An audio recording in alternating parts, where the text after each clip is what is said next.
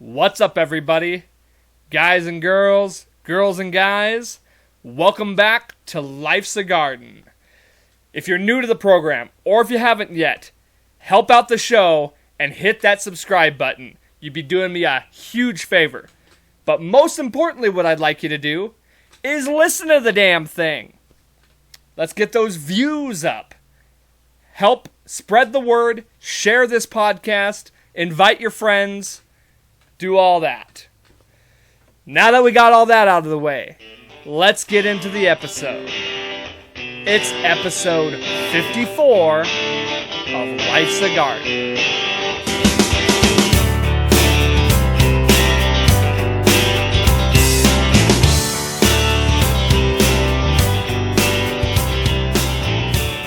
What's up, everybody? How you guys doing today? I hope you're all doing well. I hope you're all living your best life to the fullest. It's the only way to do it. I am recording this episode well ahead of time because I will have been spending my weekend in the Lone Star State of Texas. I am spending the weekend in San Antonio, Texas, going down there to see my buddy Pow. Unfortunately, I wouldn't be able to haul all the equipment and do the podcast from there. That'd be awesome, actually, do a on-location podcast. So next week, I'll have to give you all the lowdown on the adventures and all the fun stuff we've done over the weekend. But for this week, we're gonna do it ahead of time, and you guys are gonna hopefully stick around and listen because we got some fun stuff to talk about. Want to send out a happy Father's Day to all the fathers out there. I know it was yesterday, but nonetheless, want to say happy Father's Day to all of you. I think that's a good place to start off. I'll give a shout out to my father. And I thought I'd go ahead and start off by telling a couple of stories about my dad. And, just some of the good times I've had. Maybe some of the not so fun times. I don't know. Just the best. We'll go best memories. Best memories with my dad. So, as, if you're a longtime listener, you probably know. I did not have the, television version of what, like a childhood. I didn't have the storybook childhood. Pretty much both my mom and my dad were not a relative point during my childhood. So, growing up, they were in and out, both of them. But as far as my dad goes, I specifically remember being a kid. And so, like I said, growing up, in my infancy and, even into like being 5 and into that range, toddler age, I don't really remember, if he was around, I don't remember it kind of thing. So it was weird to me to call him dad because I didn't really have a dad. I didn't really know what it was like to have like a dad, I guess. So I remember, hanging out with him and we're on the river fishing and boating and doing all this stuff. And I specifically remember calling him Tim. Like, I would not call him dad. I would only call him Tim. So it was like Bart to Homer, how Bart only calls his dad Homer. And I remember him being like, you can call me dad. And I was like, okay. And like, I remember the first time, it might have been the first time I ever called him dad, honestly. It felt so weird. Because up until that point, I had never said that. I'd never called somebody dad. So, yeah, I just remember that. And then, obviously,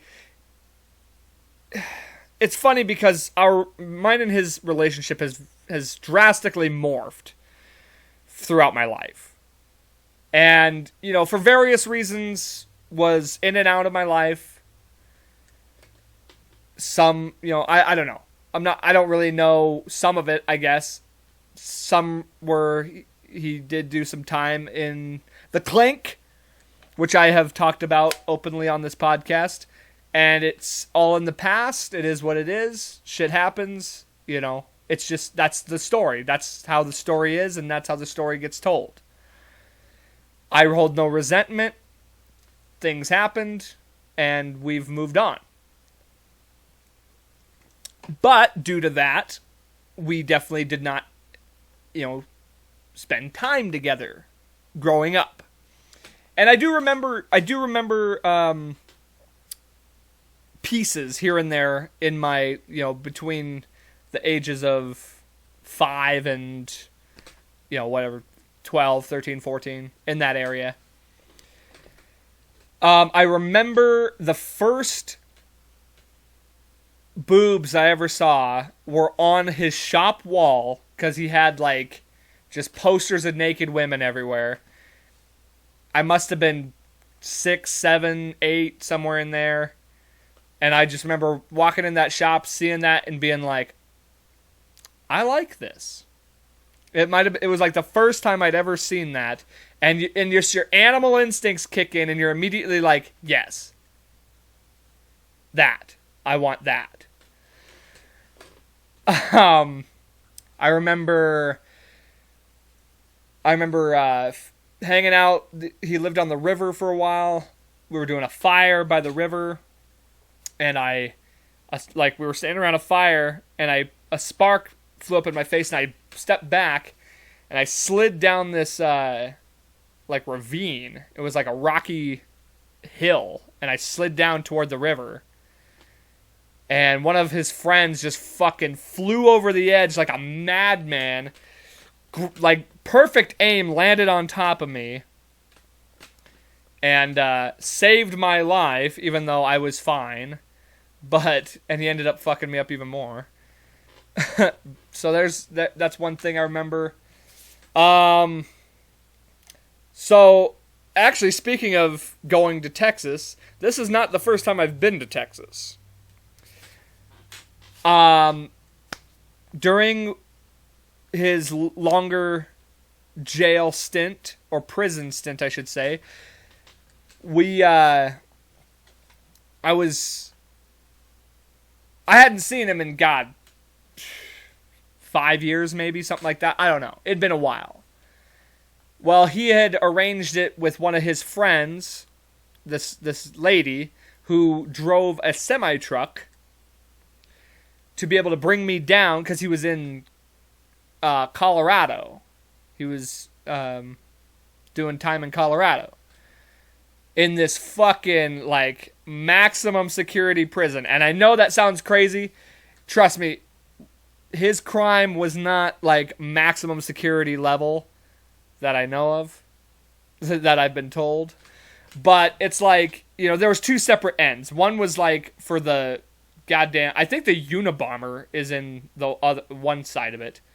And then the other side was for, lesser criminals.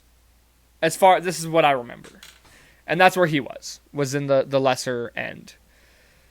So anyway, I end up going on, and this lady's truck route was to Texas. It was to drop off a load in Austin, but on the way we were going to stop in Colorado to see my dad.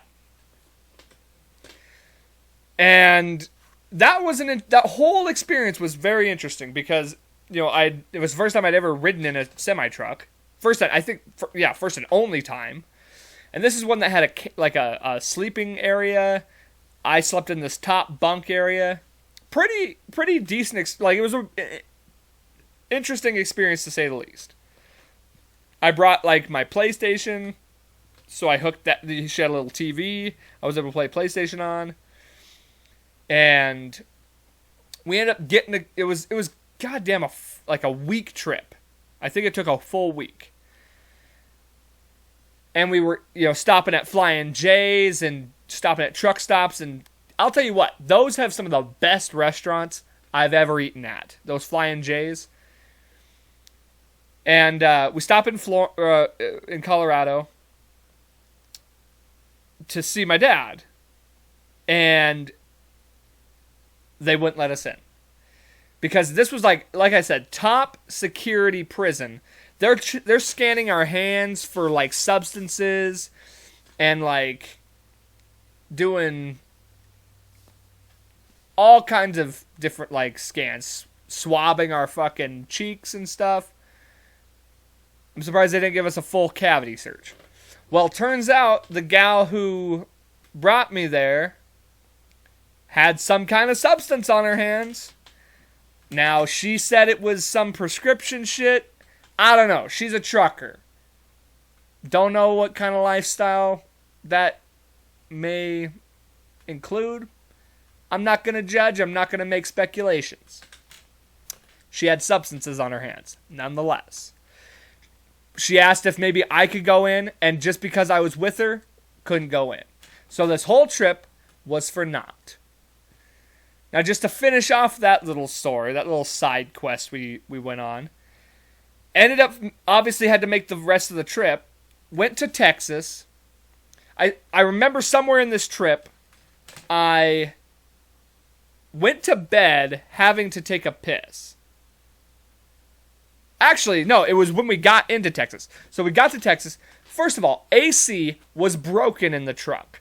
We're talking about middle of the summer, record-breaking heat in Austin, Texas. So it was like 110, 115 out. I'm sleeping in this basically oven of a truck, sweating my ass off. I gotta take a piss. We're in like rural Austin. I can't just, like, I'm too nervous to, like, go outside and piss, because we're, like, in the middle of rural Austin. So I just go to bed having to pee. Wake up the next day, we're already on the road. She already made her, like, drop off. I slept through the whole thing. We're already back on the road. I wake up with the biggest pain in my pelvis. I feel like I'm about to give birth. And I go over there, I'm like, where's the nearest? I'm just like, God damn it. Where is the nearest rest stop? And she goes, oh, about 40 miles. I'm like, oh God, my chair almost broke. How do you like that? Yeah, so I'm just like, oh my God, I have to piss now. Held it for the next 40 miles, and it was the longest, the hardest, and the most relieving piss I ever took. And that was my first time in Texas. Hopefully, this time, not so bad. It was an experience of a trip, so didn't get to see my dad, but, you know, shit happens. Now, back to more stories about the paternal unit. Okay, so like I said, we had our on and off points. We had our I don't know, in and outs. Well, as I've grown older, as you know, we've gotten a lot closer. We've had a lot more times together. We've spent more time together. We've done more stuff. And yeah, we've both been more involved in each other's lives. I went to Sturgis with him last year. Or no, sorry, the year before that. Went to Sturgis for the first time. That was a great experience. We had a lot of fun. Went to some shows. We've been to a few concerts together. So those have been fun. Ended up going to... One of the best trips we ever made was we went to Denver, went to a football game, went to a Halloween party, one of the best parties I've ever been to. So we went to this party. I've told this story before. Went to this Halloween party in downtown Denver, littest party I've ever been to. Got fucked up drunk because they were serving. It was open bar because you pay like in the ticket price. Open bar. We're drinking doubles all night. And he's pounding them back like normal. By the end of the night, everybody's just shitty drunk. We're walking out, trying to hail a cab, trying to find people. Every single person, every single hot chick we pass, he's, how you doing? How's it going? How are you tonight? I'm like, Dad, they're not gonna fucking go home with your old ass. And I remember ending up, the next night after that, the next day we went to the football game. I ended up going out again with my cousin, showed up back at the hotel, puking drunk, and he's just, I hear him laughing out in the room as I'm like puking in the bathroom. That was pretty funny. It was a good time. And what's interesting about that trip, so that was shortly after my uncle had passed. I've talked a lot about my uncle my Uncle Don. I've talked a lot about him on the podcast. Now, in those times when my dad wasn't necessarily in my life, Don kind of served as my father figure. And it's just interesting because after Don had passed, I had spoken at the funeral. I had mentioned how Don was like my dad. All of this. And my dad kind of took something, I don't want to say offense, but it definitely dug into him a little bit. He let me know. But I feel like that was a big turning point for me and his relationship. Because shortly after that, me and him ended up going to that football game. It was a Broncos-Chargers game, which was my uncle's team. And it's almost like he took back that role as the father figure. And ever since then, we've been more involved. We go out and do stuff. We hang out. We stay in contact. So, yeah. I think that was it's an interesting how the dynamic has changed and how we've evolved through our relationship.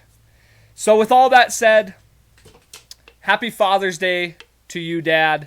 I do want to say a happy Father's Day to Uncle Don also, who is not with us anymore. You've both served very well as my father figures, and I couldn't have asked for better. So, cheers to you guys. Happy Father's Day. And happy Father's Day to all the dads out there. Hope you're all having a great day. Hope you guys have a good weekend, and cheers to you. Be good dads. Okay. I have been waiting for a long time to talk about this. Weeks. I've wanted to talk about this for a while on the podcast, and I don't know why it took me this long, but we got to talk about this. And if you're listening to the podcast, I just held up the cover of British Vogue featuring Billie Eilish. Now, what some of you might not know is that I love Billie Eilish. I absolutely love her. I love her music. I love her as a person. I think she's just a genuine person.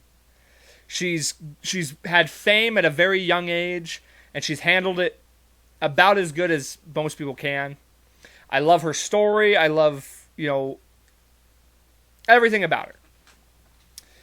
She's honestly, like, every bit my current celebrity crush.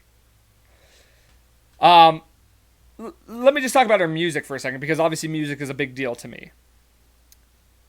She caught my attention because she's very, like, dark and, like, somber-ish. And it reminds me a lot of, like, rock and metal.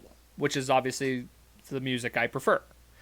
And I don't mind the genre, like the style of pop music and this like wave of pop music that she's come into. The Post Malones, Khalid. She's done like collabs with Khalid that are amazing. I like that like era of pop, or this current era of pop, I should say. And so, her music is just really, I love it all. Like honestly, Bad Guy, which was like her big song, wasn't a fan of it. But like all of her other stuff, I'm a huge fan. Her new stuff, love it. Absolutely love it. And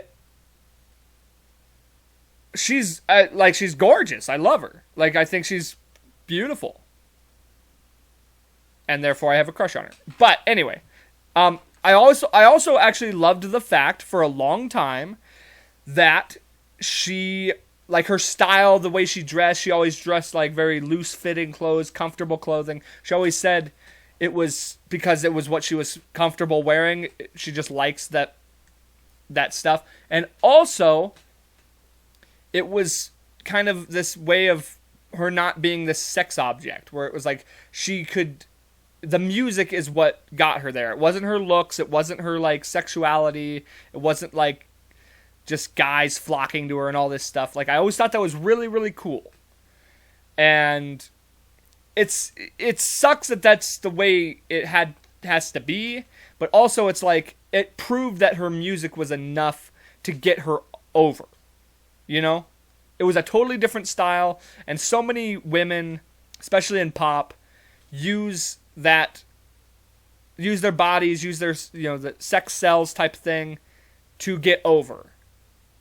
And I love the fact that she got over because of her music. Now, that brings us to this Vogue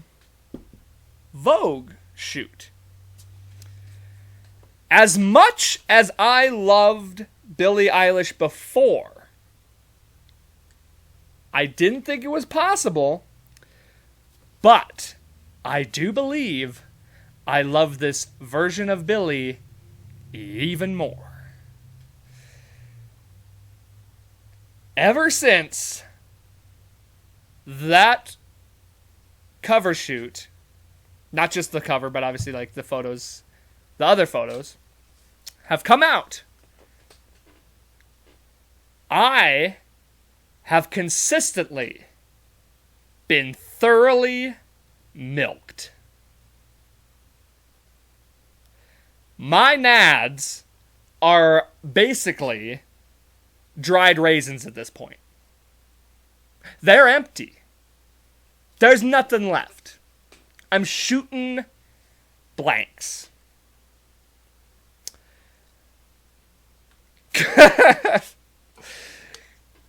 I'm kidding. But absolutely stunning. And for real though. She's opened up more. I mean, and I think a lot of it, of course, had to do with the fact that she was younger. And that had a lot to do with it. Now she's of age and all this. She's like, I think she's 19 now.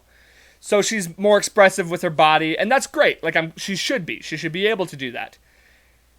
And I have no problem looking. Because she's stunning. She's like one of those big-tittied goth girls that I, like, drooled over in high school. And, I mean, who doesn't love a nice goth girl?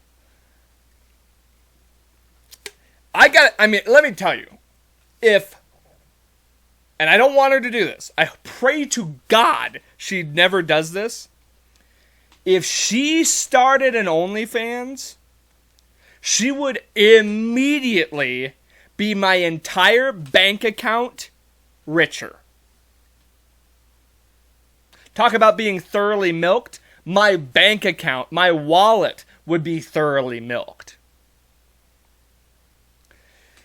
I'd be homeless on the streets. I'd double down my mortgage and just feed it to that fucking OnlyFans page.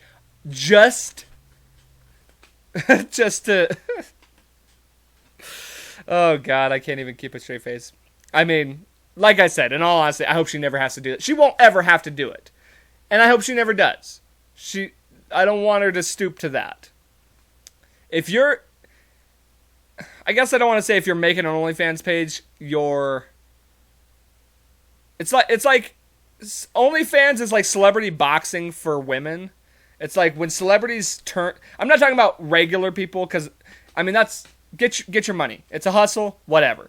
When celebrities turn to OnlyFans, you know there's something going on. They need that money. It's like celebrity boxing. If you're doing that, are you really in the best place in your life? So I genuinely hope that never happens for her. But if it did, that would be my dream. Really, my dream would be just to be there in person, and if she ever sees this, that'll never happen. But what would the best case scenario is my band gets big and I get to do a collab with her. Legitimately, that would be the best thing. As much as I love her and think she's gorgeous, her music is the thing that I absolutely love the most. So to be able to enjoy that as I get to already, that's pleasure enough for me. But she is definitely, without a doubt, my celebrity crush as of right now. And that Vogue,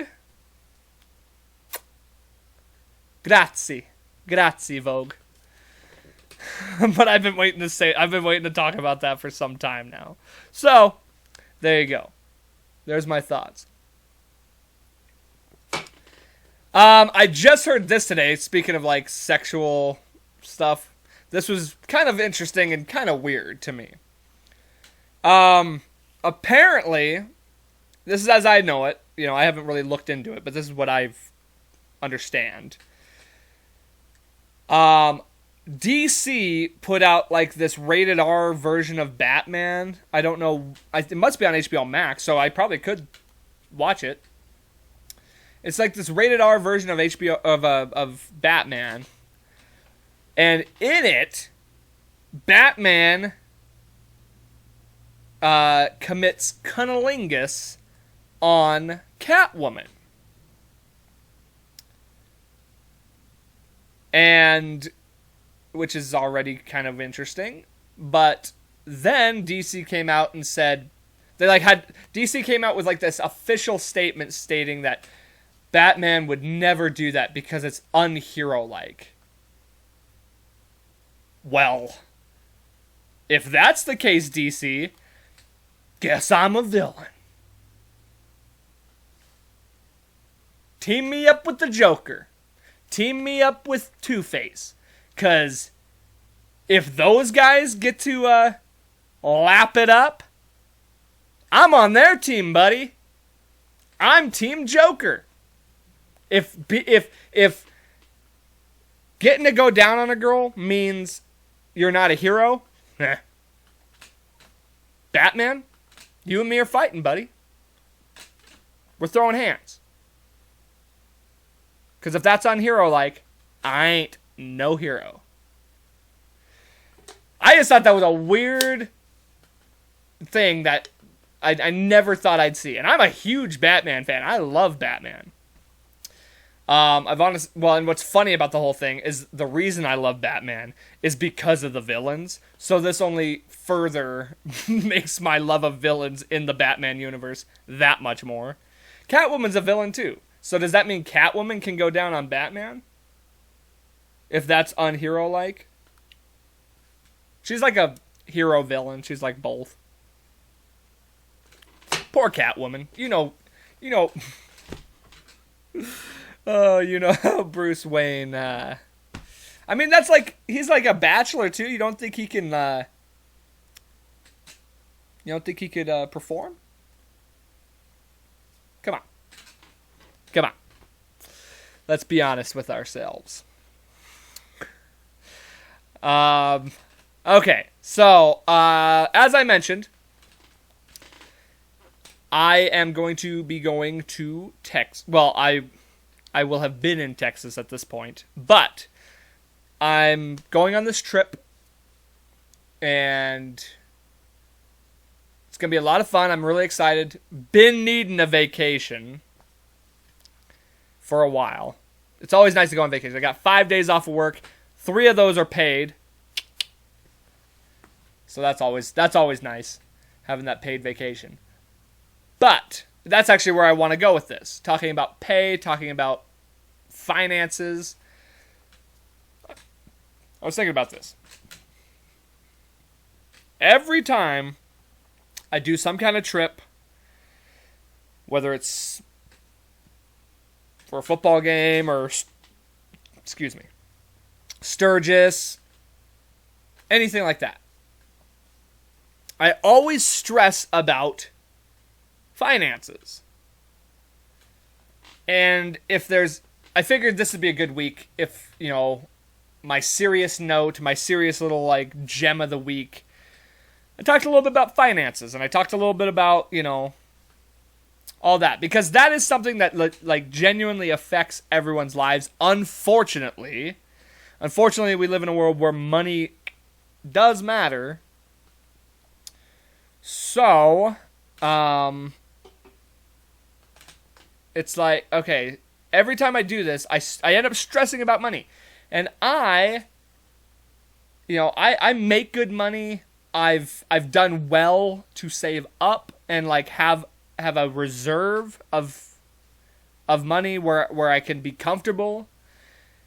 And yet, what I've noticed is that no matter how much I save, no matter how frugal I am, I'll spend a pay period not going out as much, or spending more time at home, trying to kind of just let the money stack up a little bit. Yeah, obviously bills aside.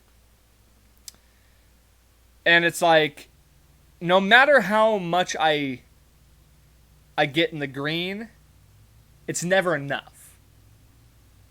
And it's hard to tell if that's a good thing or a bad thing. Because I was doing trips like this. I was literally flights, hotels, events, all in one. Expensive trips. I was doing this shit when I only had $2,000 in the bank. And, I was stressing out then. I got a considerable amount more than that now. And I still end up stressing out. Because I'm still my head constantly is thinking, okay, well, how much am I going to have after this? And, where am I going to be after this? Thinking about my next paycheck and where I'll be here and there. How much I'm allotted to spend. And, playing this numbers game in my head. Trying to be this accountant and figure out, okay, well, I got these payments coming up. I got this and this and this. In the end, here's what I'm ultimately going to tell you. That's not a bad thing. It's good to be financially secure. It's good to be smart with your money and to be conscious of your money. But it's also important to enjoy your money. And I've done a very good job in my life of enjoying my money and going on trips and doing this and that. And like I said, every time it's always in the back of my head, how much am I spending? How much am I spending? Is this worth it? I've literally built myself up to this point now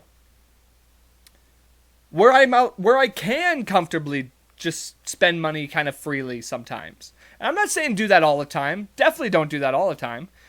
But if you are able to, if you've built yourself up to a point where you can, then enjoy it. Do it freely. And I guess in my head I'm thinking, I got other trips I want to do down the line. Well, fuck those other trips right now. We live in the present. We don't live in the future. God knows. I could, you can literally die at any minute. And what's that money worth to a dead man? Fucking nothing. Nothing. And granted, yeah, it's great to have that money for my family. It'd be better, it'd be more important to me if I had a wife and a kid and all that. I don't. it's like, so, yeah, I'm leaving it for who? My brother, my sister, my mother, my dad. It's like, okay. Enjoy it, man. People work so hard for the money they get. At least I do. I mean, some of you don't, I guess, but for the most part, I think people work very hard for the money they earn. Now, granted, you need to take that time to build build equity, build a stable amount of money that you are comfortable with, where you're like, okay, if my car breaks down, I'm set. If emergency strikes, I got this. Build your credit up. All this, that's all good stuff. And once you reach that point of comfort, hell, like I said, I was taking trips and doing stuff when I didn't have that luxury. But ultimately, still, it's good to get in the habit of being conscious of it. I see people like spending money like it's going out of fucking style. And that stresses me out.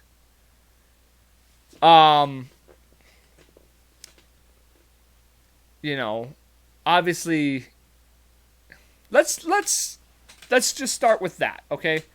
I'm just gonna assume you're somebody who isn't necessarily financially set. You are working your way up. I don't know, maybe you're working 2 jobs, maybe you're I don't know. Let's just say, I don't know your situation. There's a billion fucking situations out there. Let's just say you're in somewhat financially unset. Okay. Here's the best advice I can give you. And it's hard because everyone has different situations. Just, be frugal. We all have these luxuries that are very hard to, I didn't have any subscription, I didn't have Netflix, I didn't have all this shit for a long time. I didn't have nice things. Sometimes you have to coast on lesser valued stuff. And eventually you accumulate that money. The biggest thing is work ethic. Work hard. Be there on time. Put in your hours. And ultimately it's gonna pay off for you, because if you're not making quite the money you want to now, you will later. If you're working a shitty job, get the fuck out. Don't do it. Don't do something that you fucking hate and that drives you nuts and all this stuff, because again, where's that gonna get you when you're dead? Who gives a fuck? Do something that you at least can stand doing, and that it might not be your love, it might not be your dream job. Don't do something that you wake up and can't stand doing every day. Obviously, we all have bad days at the office, but if you wake up every day and want to put a fucking barrel in your mouth, I think it's time to change your job. Anyway, yeah. It's ultimately your destiny with money and stuff. It's in your hands. And I know that's a really weird thing to say, because I think a lot of people don't believe that. They think, I don't know. But it's true. If you don't like the job you have, you can always work at something different. And it all depends on work and how much you value yourself and how much you... I've talked about this before, I know. But anyway, that much aside, it's hard to counsel people on money when I don't know your specific situation. I could definitely help people out more if I knew specific situations. All I'm saying is build the money, your savings and all this stuff to a point where you're comfortable. For me, that seems to be never, which is a good thing and a bad thing sometimes. Because I feel like I think too much about money and I stress too much about money, which, again, it allows me security, but it doesn't always allow me freedom and joy. So you got to find that balance. That's where it's at. You got to find that balance of being secure with your money and being able to enjoy your money. And this weekend, I'm going to fucking enjoy my money. I'm not putting spending limits on anything. I'm out there to have fun. That's what I'm going to do. I'm not going to go hog wild. I'm not going to be like, fucking $100 here and $100 here. No, I'm going to fucking... But I'm going to enjoy, nice cuisine. I get to eat fucking McDonald's every day, whenever I'm here. Let's go out and have some nice dinners. Let's go to, I think we might go to Topgolf. I don't know. I'll let you guys know what we end up doing. But we're going to go do some stuff. And it's going to be fun. And I'm not stressing out about it. I just noticed that I was stressing out about it a decent amount. And it's not worth it. I'm here to tell you, it's not worth it. So,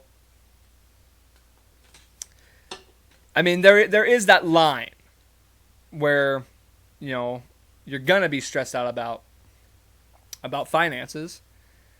And you just got to work your way out of that.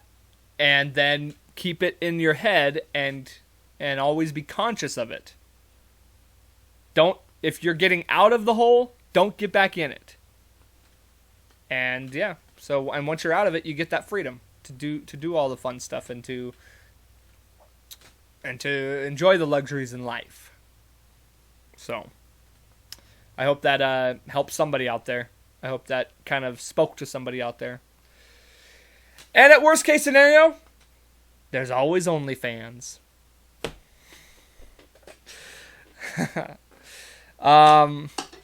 Let's see. Speaking of, I guess I realize how much time we've, not a lot at the moment, but I guess I could talk about this. Let me see. Ooh, Billy. Hello. I got Billie Eilish on here again. Let's see, where else? I thought I was going to spend more time on this, but I guess not. Okay, I guess I'll talk about this.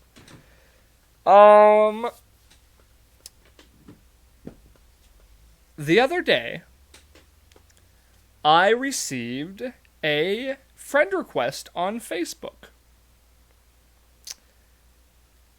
It was a rather attractive woman.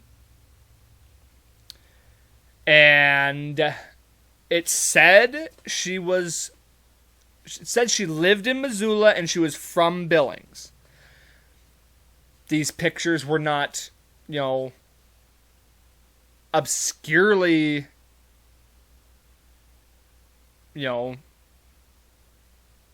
she didn't look like a model. She wasn't sitting on the beach with this, absurdly fake photo. And there was a few of them. And on top of that, there was 3 mutual friends that I had. So I'm like, okay, this already seems odd. It's already odd that a decently attractive girl is friend requesting me out of the blue.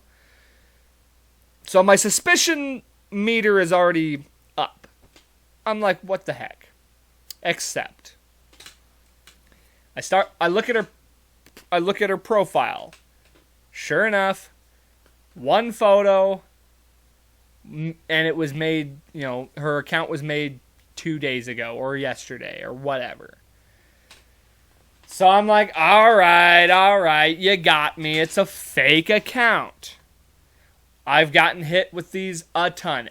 Now, usually, this was a good one. They got me on this one. Usually, it's an absurdly attractive woman with, she's on the beach, and she's, that's how you can always tell if it's a fake account on, Tinder, too, is it's, this really hot chick, and they're, on the beach. I'm like, where the fuck are you on the beach in Montana? If there's a single palm tree in any girl's photo on Tinder, I have always, see ya, swipe right, or swipe left. And so, anyway, they're usually, obviously fake. Now, this one got me. They actually, and it was, it's usually I'm from fucking Tallahassee, or I'm from Meeteetse, I'm from fucking wherever. Some, out there. I'm from Knoxville, Tennessee. I'm from Portland, Maine. And I'm like, who do I fucking know in Portland? But this one got me. It said it was from here. And sure enough, first thing that happens whenever you accept one of these fake accounts, they immediately message you. So I'm like, here we go. Here comes the song and dance. Hey, how are you? And okay, so once this shit happens, I love to fuck with them. Hey, how are you? I'm good. I'll start with the small talk. I'm good. How are you? I'm great. Where are you from? It's always like, where are you from? And it's usually like broken English, so you know it's some fucking Nigerian prince or some shit. It's like, where are you from originally? Or, that sounded real. It's some broken ass English. But anyway. I'm like, I'm from Montana. It says it right on my profile. And how old are you? I'll either be like, I'm 68. Or, and then always with the responses, it's like, doesn't matter what I say. It's like this programmed response, like it's a bot or something like that. I'm 68. Oh, I'm 27 and whatever. It's just like whatever the next automatic response is. And typically what ends up happening is they're like, do you like sex? And I'm like, I'll either say, well, yeah, duh. Who doesn't? Or I'll say, no, I'm actually a monk. And I took an oath of what's the fucking word?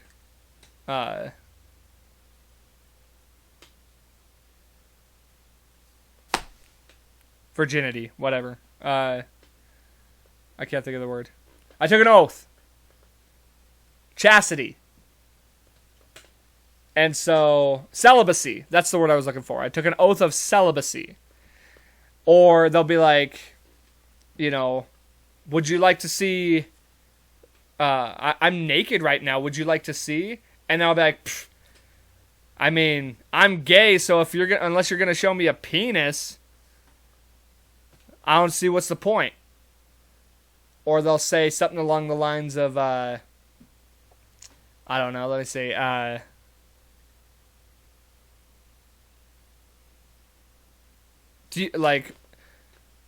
you interested in hooking up?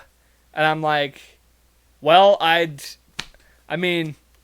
wish I knew what that was like, because I lost my penis in a horrifying weed whacker incident. And it's always with the responses. So you say these outlandish things and they always try and like come back around. Well, this one ended up, she was just like, she said all that shit. She's like, would you like to see me naked? I'm like, I said all my crazy shit. And then she's like, she said something, and I ended it off with sending a GIF of Jim Carrey going, and she and immediately stopped responding. So, to the Nigerian prince out there that, or whoever, the Indian or whoever out there decided to shoot me the friend request. Hope you enjoyed our conversation. It was quite enjoyable to me. Always with that shit. And you know what else? The fake... I've gotten like fake Snapchats from chicks, usually from Tinder or wherever. And I always accept those because so here's the difference between the Tinder ones... not the Tinder, the Facebook ones and the Snapchat ones. So the fake Snapchat girls, who are always fake, it's usually sign up for my, page or whatever, and it's some virus or it's some like hack to get you to, you sign in and you give them your credit card number and all the bullshit, which actually, let me just say, is quite unfortunate that this is out there, because there are guys out there that fall for this shit. Especially older guys who are just like lonely and dusty and want a bone. I happen to work with one. But anyway, yeah, people get scammed from this shit all the time. It's really sad. Or they get their identity stolen. So I know the fucking game. I know how it goes, and I'm not falling for this. Well, this, so the Snapchat ones, I always accept them because they're like, sign up for my website and blah blah blah. They'll do the fucking runaround like, hey, how are you, and blah blah blah blah blah, and what are you looking for? But then it ultimately leads to sign up for my website, and I'm like, no. And they're like, well, you can see nudes on there, and I'm like, okay, have you ever heard of the internet? And then they're like, they do give you the fucking runaround, and then they ultimately always end up sending nudes anyway. That's the trick. That's the fucking trick of it all. They still end up sending them, and I'm like, okay, got free tits, blocked. It's like, got what you were trying to sell me. If you lead them along long enough, they'll send you shit. And if they don't, they don't. Whatever. They'll end up sending you shit, and it's like, save, block, see ya. The Facebook one. I've had Facebook ones before that tried calling me on the Facebook Messenger. They'll call me, and I'm like, obviously if I what? I've always wondered what's going to happen if I answer this. Is somebody going to be on? I've never answered it because I don't know what the fuck's going to happen. I'm scared to answer it. But I've always wondered what's on the other end. Am I going to be seeing an actual person? Or what the fuck? Maybe one day I'll get ballsy enough and I'll do it. I should get a burner phone just so I can have all different stuff on there so nothing gets hacked or anything like that. But I've always been curious. It's always like a video chat too. So I'm like, But I've never done it because I'm always worried I'm going to get into some scam, or it's going to be like, she'll be naked and she'll be like, oh, I'm fucking 15 and you're a pervert and now I'm going to fucking call the cops on you unless you pay me money. Be careful out there, guys, especially with these fake ass accounts. They'll do that shit. I've heard stories about fake accounts sending nudes to dudes and then being like, oh, by the way, I'm 16. And then they're fucked. Because that's child porn. And then it's like, so I'll tell this one. I actually had a buddy who that happened to. He let me see if I can remember how. It's something like he was messaging some girl who was fake from a Tinder or something like that.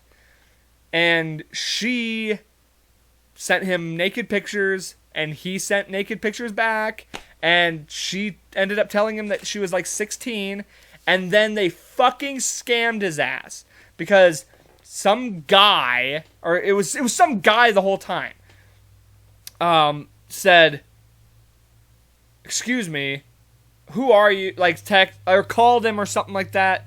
It was either call or text and was like, what are you doing sending my 16-year-old daughter these images? And it's like,